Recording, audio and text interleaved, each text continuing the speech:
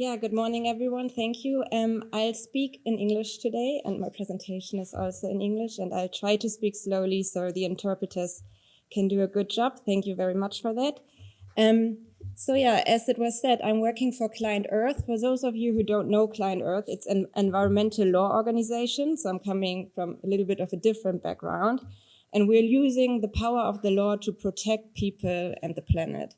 And we're doing this by using existing legal frameworks to hold governments and companies to account for the negative impact that they're having on people and on nature. But we are also advocating for new legislation. And today, this presentation is going to be about such a new law, the EU Deforestation Free Products Regulation. It's a bit of a clumsy title, so I will refer to it as the EUDR in this presentation, and how we can use this law to address the impact of EU consumption on forests. We already heard today in the morning that we have to take some burden off the forests, and I hope that I can show you at least a part of a solution on what Europe can do to take the burden out of the world's forests. So this presentation is going to be divided in 3 parts. We're going to talk a little bit about the background against which this legislation was adopted. And then I'm going to delve deeper into the regulation itself, what are its aims and what obligation does it create for companies.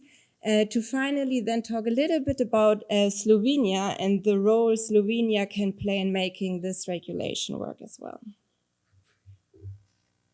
So let me start with the background, which is alarming, as we heard already. The truth is that we are losing our forests, not only in Slovenia or in Europe, but globally. And this is not only a problem because forests have critical climate stabilizing functions. I mean, they store a huge amount of carbon, they purify our air, they purify our waters and soils, but they also host the vast majority of terrestrial biodiversity. But this is not only about forests. More than 1.6 billion people depend on forests for their livelihoods, and deforestation globally often goes hand in hand with the violation of rights of indigenous peoples and local communities.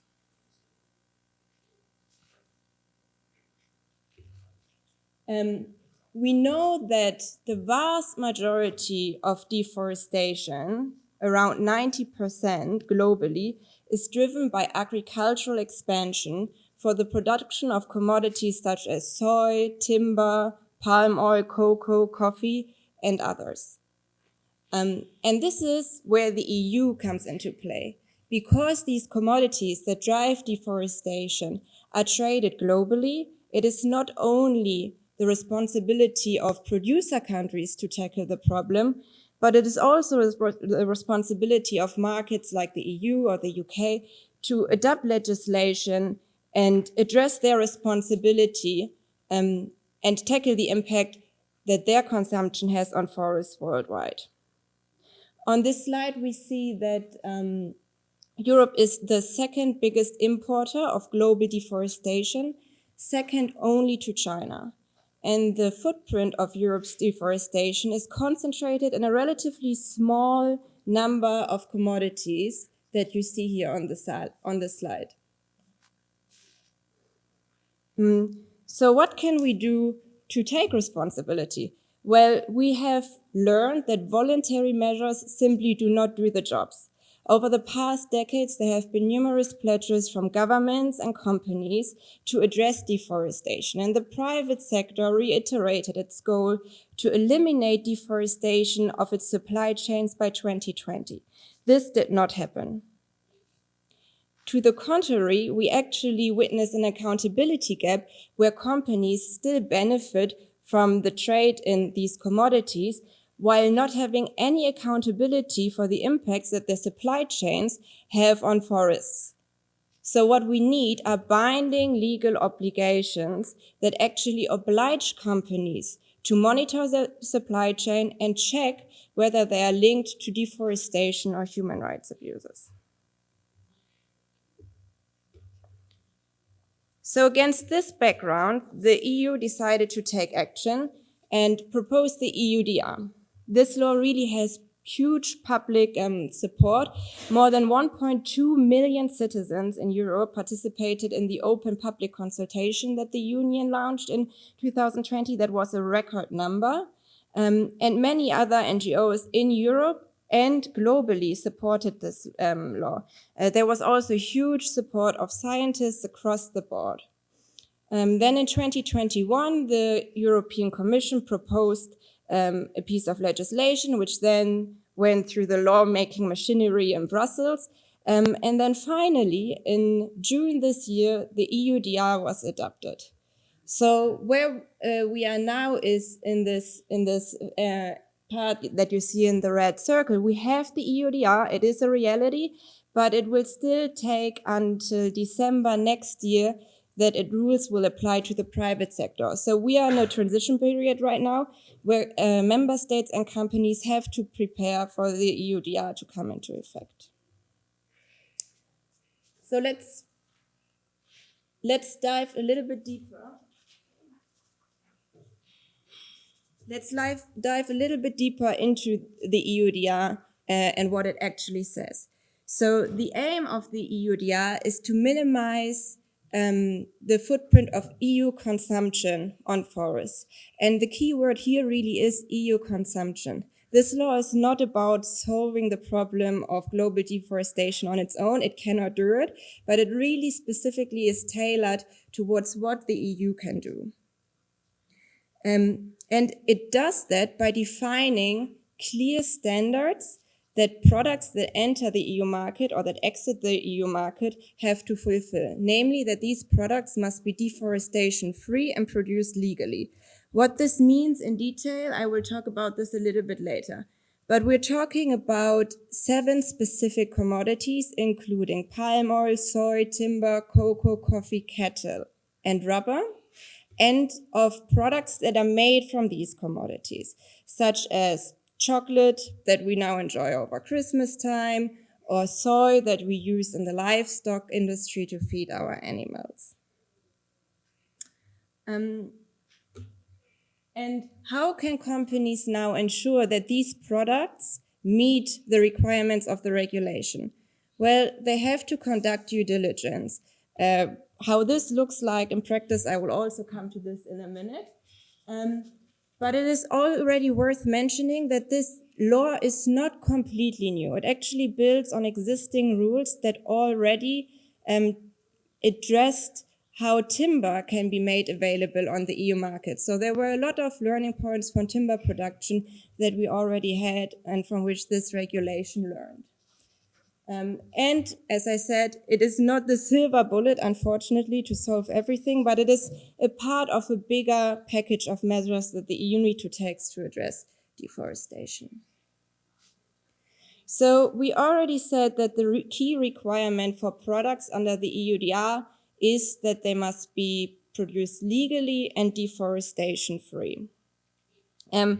So what does deforestation-free actually means? It means that the product cannot be linked to deforestation or forest degradation. And deforestation is defined as the conversion of forest into other land for agricultural use, for example. And what we understand as forest is clearly defined in the regulation. The regulation uses the Food and Agricultural Organization's definition of forest, so an area of 0.5 hectares with trees reaching 5 meters in height and canopy cover of 10%. And these definitions really apply globally across the board, irrespective of whether deforestation is considered legal in a certain country or not. We already heard the example today of different types of forest categories in Slovenia and rules that are linked to its management. And you must imagine if now companies have to check deforestation rules in all countries globally, that can be quite burdensome. So this is really one of the key strengths of the deforestation regulation. It prohibits any deforestation, considered legal or not. But on this slide, we also see a few of the weaknesses that I want to talk about very shortly. The regulation talks about forests only, so it doesn't cover other wooded land or other ecosystems such as savannas or grasslands, wetland, peatlands that also have huge ecological value and must be protected. Also, we have a cutoff date in the deforestation regulation dated for December 2020, and many NGOs and civil society would wanted this date to be earlier. So the cutoff date indicates until what point deforestation can have happened for products to enter the market legally. And then if we look at the forest degradation definition, well, that's in essence also a conversion definition. And when we talk about forest degradation, really what we should talk about are ecological factors and changes within a forest that negatively affect its tree cover, biomass density, carbon storage, habitat fragmentations, ecological factors such as these. And in addition to being produced deforestation-free, products must also be produced legally. That means they must comply with the rules that apply in the country of production, such as harvesting permits, tax and customs regulation, human rights, and other categories of law. So how do companies now ensure that their products live up to exactly these standards? They have to conduct due diligence, which means that in a first step, they have to collect information on their products, including the geolocation data on where their products were produced. And this is really a key element, or really sits at the heart of the EU deforestation regulation. Companies must be able to trace back their products through the supply chains to know where it was produced, because only if they know where it was produced can they ascertain whether the product was or is deforestation free and produced legally. And after they have collected different information, companies have to assess the risk and analyze this information to come to a conclusion on whether the products are compliant or not. And there are different risk assessment criteria that they can take into account, such as the presence of forests in the area of production where they're sourcing from, deforestation rates, or also the reliability of the documents and information that they gathered. And in the end of this due diligence process, there need to be clear outcomes. The regulation is very, very clear in what it allows and what it doesn't. So if the due diligence process has been incomplete, the products are not compliant and they cannot be imported into the EU market. And the same, by the way, goes for exports as well. If the due diligence process has been thoroughly completed and the company reaches the conclusion that there is no risk or only a negligible risk that the product is non-compliant, then they have the green light and they can import or export the product. And if they cannot reach this negligible risk, which basically means there can be no cause of any concern, then they have to adopt risk mitigation measures, which in this case means they have to collect further information, for example, to be able to ascertain that their products comply. This is an EU regulation that applies across EU member states, but critically, it is enforced by each individual member state. So in this transition period in which we are now, member states have to prepare to be able to enforce the regulation. Enforcement, what does this mean for member states? Well, they have to conduct checks on the companies and products that are imported into the European Union or that are exported. And they also, for this purpose, have to cooperate with customs authorities and with other enforcement authorities in EU member states. And if it's deemed necessary, they might also have to cooperate with authorities in third countries. So there's a lot to do for member states, including Slovenia, to set up this enforcement infrastructure to actually be able to enforce the regulation. national enforcement authorities will also be responsible for applying penalties for non-compliance. That could be fines, that could be seizure of products, suspension of products in the EU market. And there will actually also be a public list of non-compliant companies, so it will be visible who complies with the rules and who doesn't.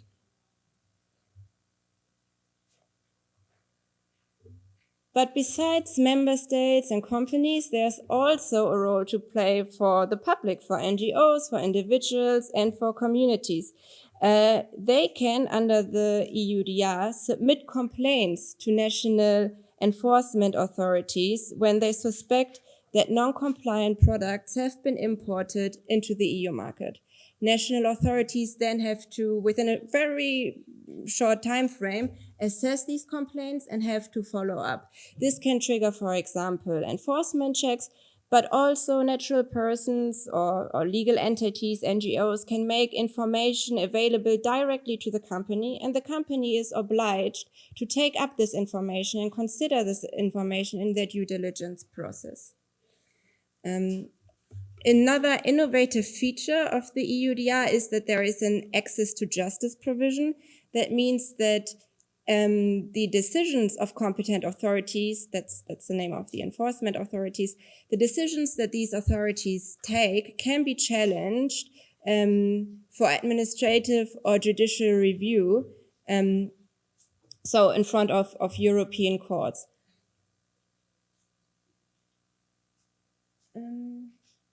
Then there is another detail of the EUDR, which is a benchmarking mechanism. So benchmarking means that the European Commission is going to assign risk categories to countries in Europe, but also beyond, that indicates the risk that certain products are linked to deforestation. So countries can be ranked as high risk, medium risk, or low risk. And depending on this risk category, competent authorities, enforcement authorities, have to conduct a certain number of checks on these products, and companies have to take this risk or this benchmarking exercise into account when they conduct their due diligence. This is broadly how the EUDR functions. So we have obligations on companies, we have obligations on member states to enforce, we have an infrastructure, but this is actually not where it stops. We're already talking about making the EUDR even better. There are several reviews that are planned to extend the scope of the EUDR. So after 1 year, the European Commission has to assess whether to extend the EUDR to other wooded land. That means, for example, savannas such as Cerrado in Brazil, or peatlands, wetlands such as the Pantanal, also in Brazil, where we recently saw immense fires and droughts. And after 2 years, they have to assess whether to expand the scope of the regulation even broader and include all ecosystems. They will also need to assess whether to include different products and different commodities. We know that, for example, maize is also a major driver for deforestation. Biofuels, for example, all of these products are not part of the regulation yet, but could become part of the regulation in the future. And then lastly, there is also a discussion on whether we should not only create rules for companies, but also for financial institutions, given that they funnel immense flows of financial investments into these products.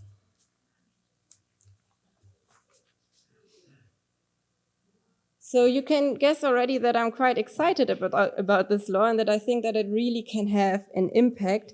And indeed, there are a lot of opportunities linked to it. So first, I think it's good to keep in mind that the EUDR is a concrete, tangible opportunity for the EU to live up to its environmental commitments. It really can mark a paradigm shift that puts the respect of nature and forest at least on par with trade. This is really a long overdue step in the right directions, away from voluntary measures and pledges towards putting the onus on companies to assure to us consumers that the products that we are buying in the supermarket are actually not linked to nature destruction. And we also know that this law is followed by other consumer markets around the globe. So the UK, US, China, India. We hope that all these markets will follow suit and adopt comparatively ambitious legislation so that actually a concerted effort arises that is able to change production processes on the ground so that we can change or turn the tide against biodiversity loss and climate change. But while all of this sounds very exciting, laws are good on paper. They require implementation in practice. And this is, again, where EU member states come in. We know that member states, or under the EUDR, member states have the obligation to set up enforcement authorities. These enforcement authorities need to be fit for purpose to actually do the job. So they must have adequate powers, they must have enough resources, and they must be critically also independent from governments, but also from the private sector. And all of this is necessary to operate within a strong enforcement infrastructure. So companies actually, competent authorities actually need to apply penalties, as I mentioned before. They need to make checks, they need to cooperate with customs, they need to cooperate with third countries. They need to be able that NGOs and other interested individuals can submit their complaints. And all of this requires procedures, infrastructure, dedication, and work. So what are the implications, and that's my last slide, for Slovenia to close the circle and come back to the issue of consumption. So Slovenia imported 1.9 million metric tons of commodities from non-EU countries in 2021. This is a big number, but Slovenia is not the biggest member state for import of agricultural products. Nevertheless, the EU timber regulation has already shown that we need strong cooperation and enforcement across all member states, including, for example, to prevent commodity laundering. One example is that under the EU timber regulation, European teak traders used companies established in member states with weak enforcement or perceived weak enforcement to import timber that was then subsequently traded on the EU market. And an investigation by the Environmental Investigation Agency showed that a Croatian company with insufficient due diligence procedures imported non-compliant products that were then sold throughout the EU market, including in Slovenia. So this really shows us national enforcement authorities need to work together to enforce the regulation, to avoid that companies find and exploit loopholes, but it also shows us the need to check traders that trade relevant products in the EU market. So not only those companies that are at the border and import and export the products, but also those that sell it throughout the European market.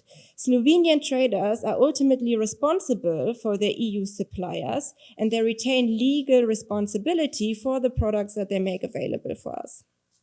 But this slide also shows us the need of gearing up. As I said, there was experience of the EU timber regulation, but the EUDR is much broader. It covers a much broader range of commodities, and enforcement authorities need to be able to check all of them. We see that Slovenia actually imports a substantial amount of cocoa, coffee, soya, and leather. And lastly, and this point was also discussed today already, the EUDR applies to products that are produced in European countries itself and are exported. This includes also roundwood. So timber producers in Slovenia must comply with the requirements of the regulation as well. So all in all, we see the EUDR, it's quite a big package. It's really a big leap forward from what we've seen before. It creates clear legal obligations on companies, on member states, and it has at the same time really an immense potential for the EU to live up to its environmental commitments. But to be able to move towards the solution, we really need implementation, rigorous enforcement to effect a change on the ground. And with this, I'm ready for questions. Thank you.